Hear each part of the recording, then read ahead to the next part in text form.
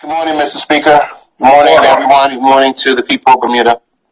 Mr. Speaker, I rise today to update the Honorable House on the Bermuda Ocean Prosperity Program, or commonly known as BOP. Mr. Speaker, honorable members may be aware that in June 2019, the government committed to developing an integrated marine spatial plan for the entirety of the 200 nautical miles of Bermuda's exclusive economic zone, EEZ. This includes the inshore and offshore areas. The completion date of this project is set for the end of March 2022. This project is being undertaken in a partnership between the government, the Waite Institute, and the Bermuda Institute of Ocean Sciences, also known to everyone as BIOS. On the ground, management is being guided by a steering committee, which reports to myself as the Minister of Home Affairs, and which is made up of all of the relevant government departments and other stakeholder entities. Mr. Speaker, the Marine Spatial Plan, similar to the more familiar Bermuda Terrestrial Plan, will organize the use of Bermuda's waters and reduce user conflict, balancing the demands of development with the need to protect the environment and help us responsibly manage and improve the legislative, policy, and operational framework for ocean industries, such as fishing and ocean renewable energy.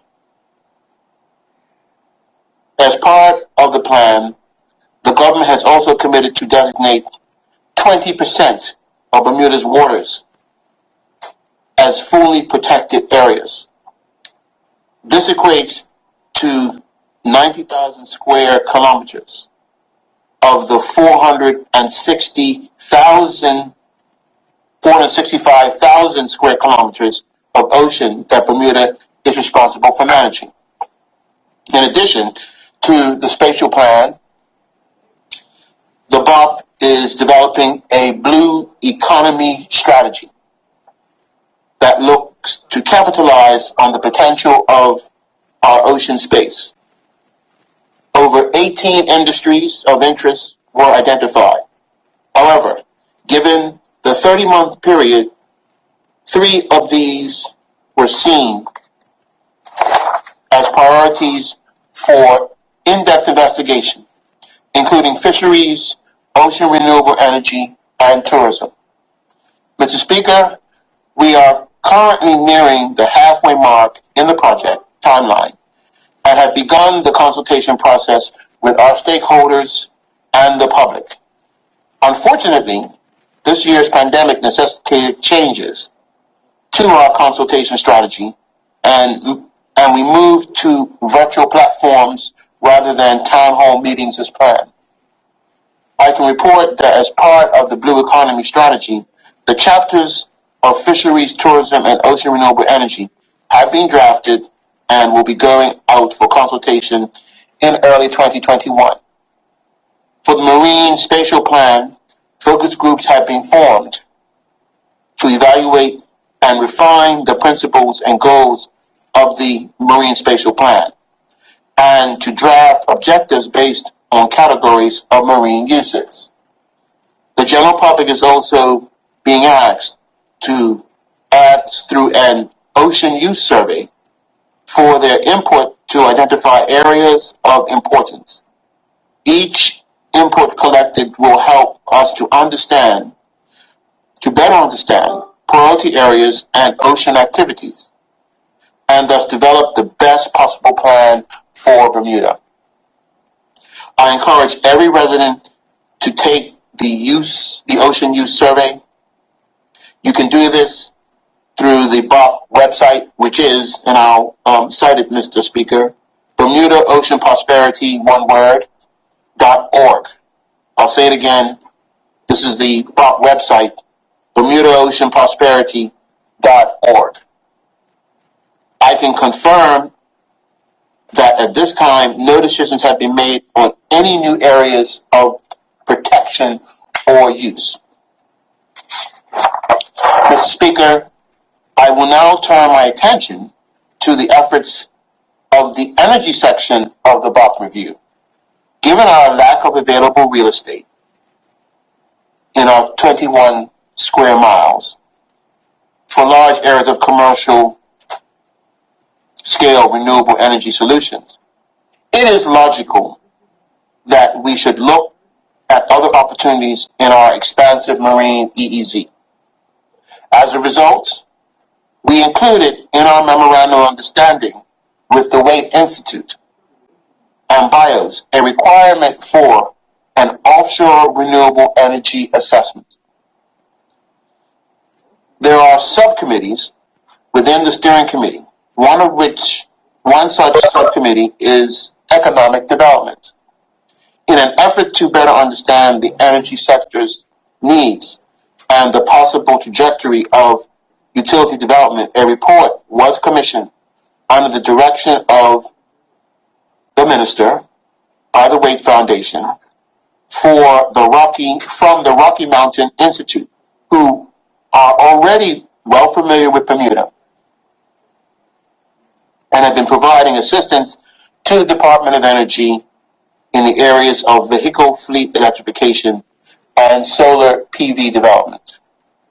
The report identified that since most renewable energy technologies require space, that they could not be situated terrestrially, which obviously means on land. Therefore, turning to our nearshore and our exclusive economic zone, there is great potential for renewable energy development. The first, most feasible of these technologies is offshore wind.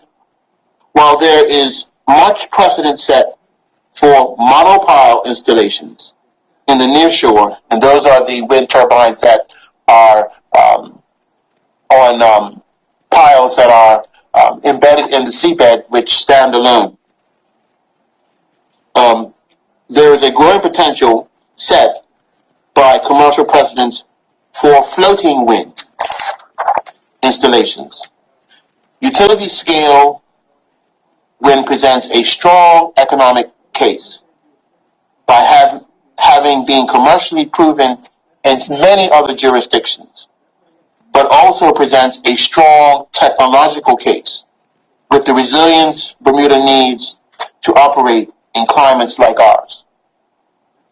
It should be noted that any wind developer will have to undertake feasibility studies on specific locations.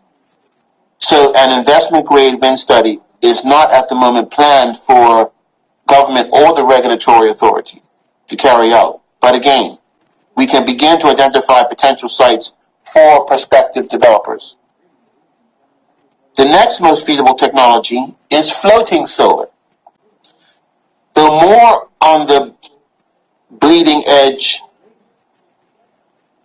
than offshore wind, floating solar has been proven for use in sheltered waterways and is being beta tested in open ocean installations just like ours. This technology has had some rapid recent refinements and may be feasible for us here in Bermuda. Because of the aggressive timeline in the Integrated Resource Plan, we will be seeking sites for implementation that are close to those used for wind installations to make better use of infrastructure in place, making the electricity produced even more affordable. Last, but by no means least, is a consideration of other ocean technologies, namely tidal power, ocean wave, and ocean thermal energy conversion. Though these technologies are still in development, progress will be monitored so that when they are ready, so will Bermuda.